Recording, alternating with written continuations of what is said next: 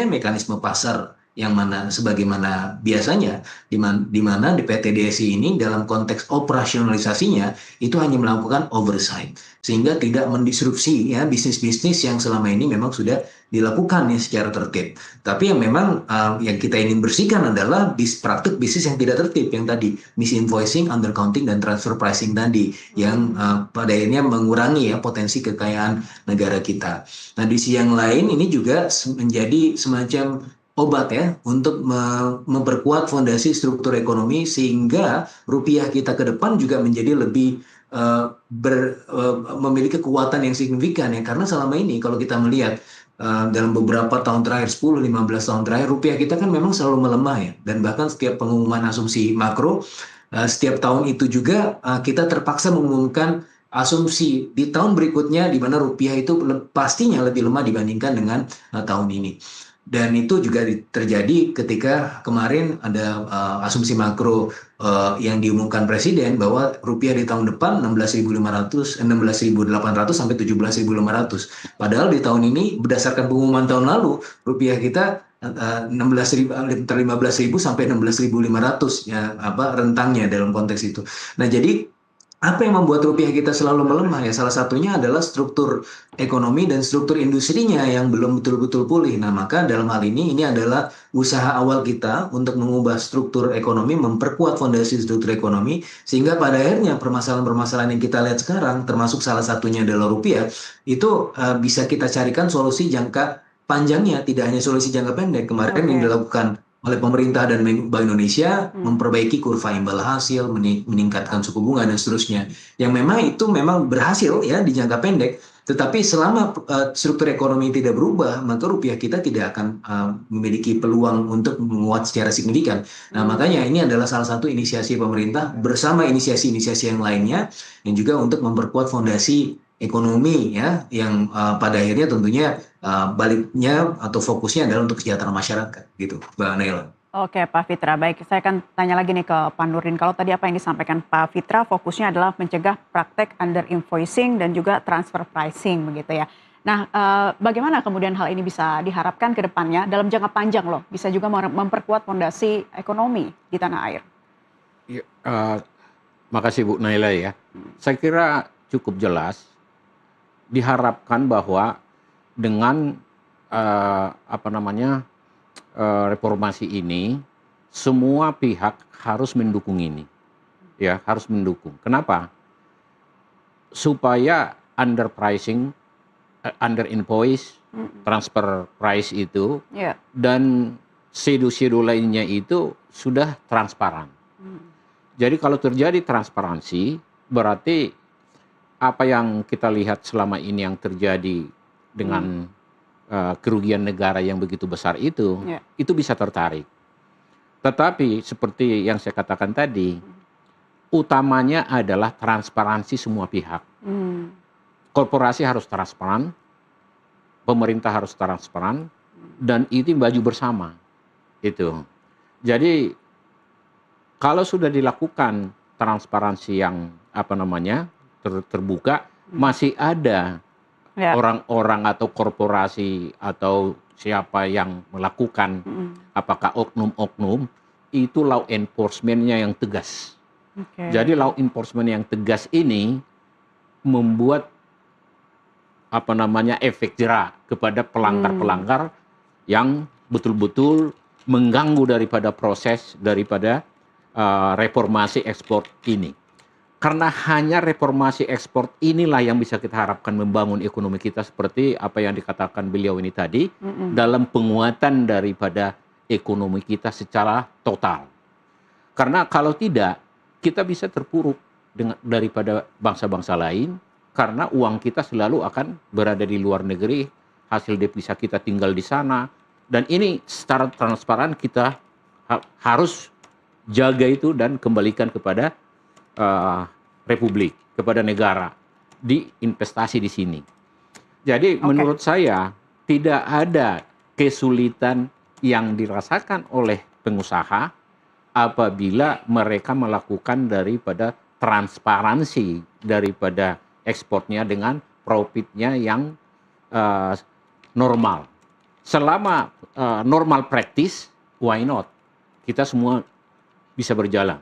Tetapi pemerintah pun harus transparan. Ya. Jangan ada oknum-oknum yang seperti bagian-bagian yang kita lihat dan ada ditangkap KPK, ada ditangkap dari kejaksaan.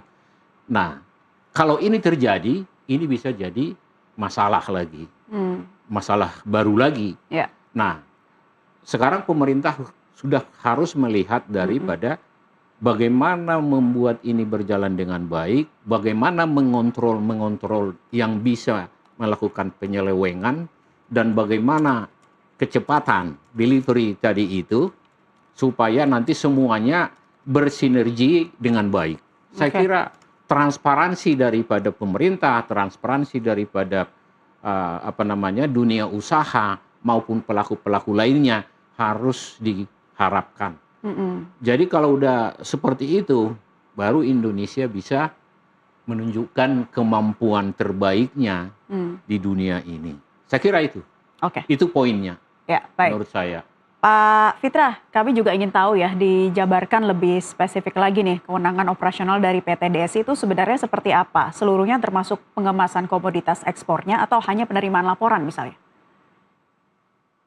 Ya, jadi memang di masa transisi ini 3 bulan sampai 6 bulan ya. Jadi 3 bulan awal, kemudian 3 bulan periode yang kedua sampai in total 6 bulan itu adalah untuk pelaporan saja gitu ya.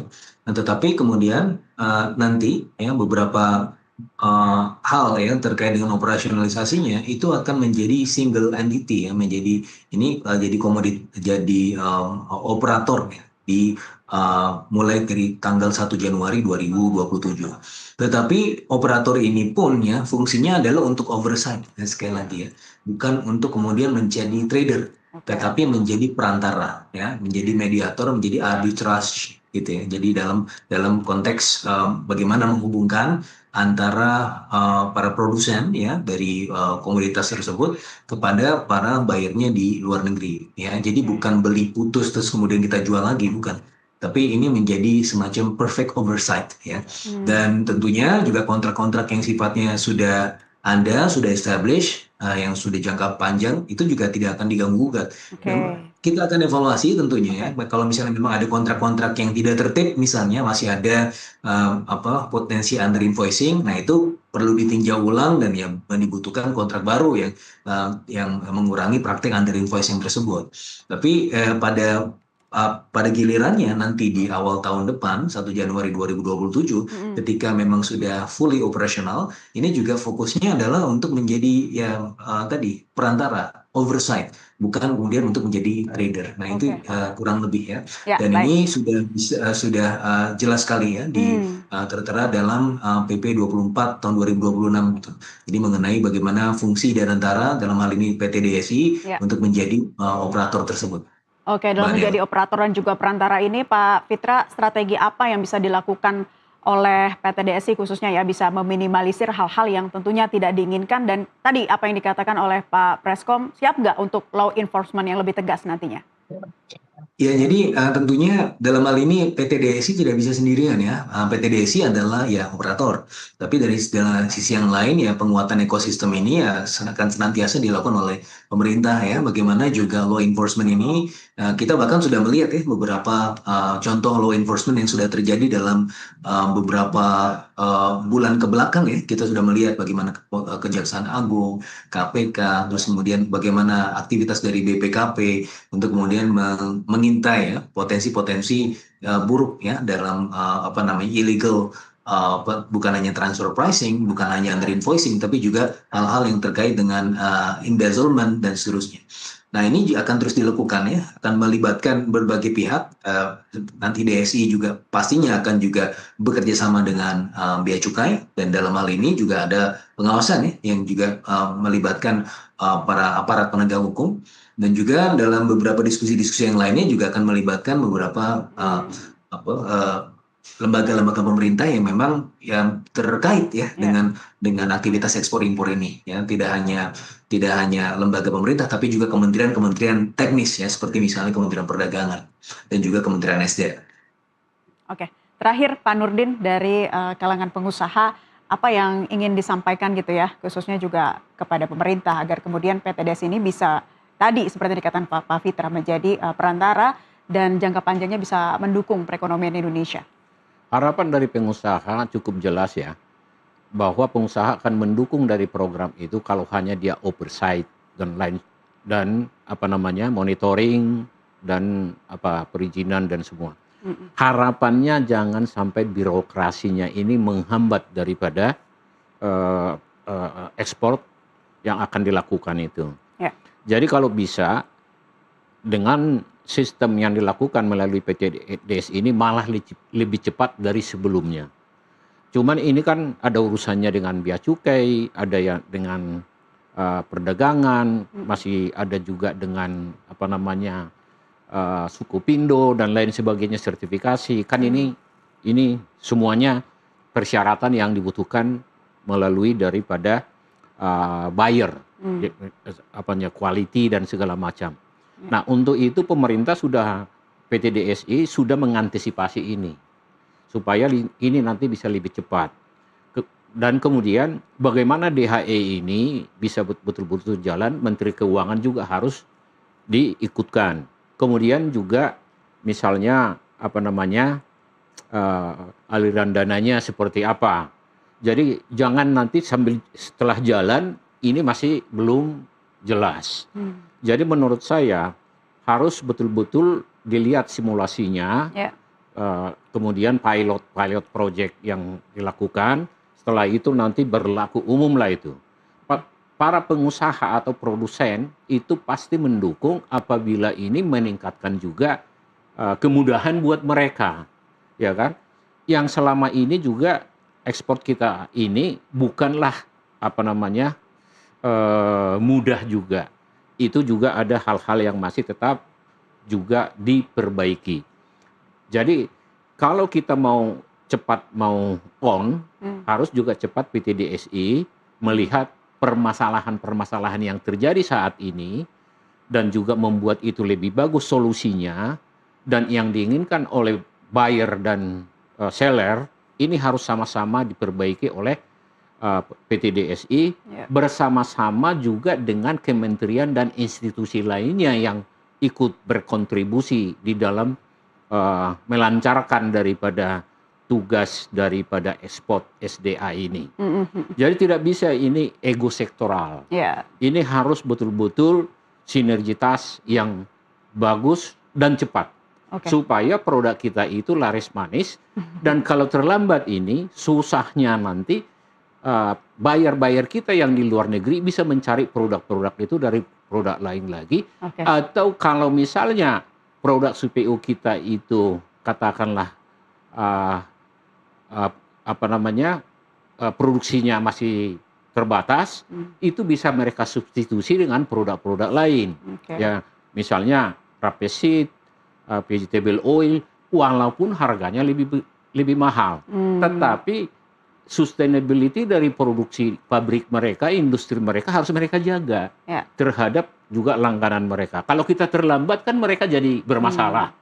Jadi ini semuanya rantainya itu, supply chain-nya ini harus dijaga secara continuity-nya berjalan dengan lebih baik lagi sebelum kita melakukan perubahan atau reformasi ekspor melalui PTDSI ini. Saya kira itu yang paling kunci di sini. Kita akan tunggu dalam masa 6 bulan ini ya Pak Nurdin, sampai nanti berlakunya benar-benar pada 1 Januari 2027. Nanti akan seperti apa, terus ada evaluasi, perbaikan, dan sinkronisasi ya antara pemerintah, pengusaha, dan juga itu tadi melibatkan petani juga.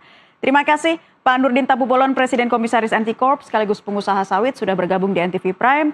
Pak Fitra Faisal Hastiadi, tenaga ahli utama Bakom sudah bergabung bersama kami. Selamat beraktivitas kembali.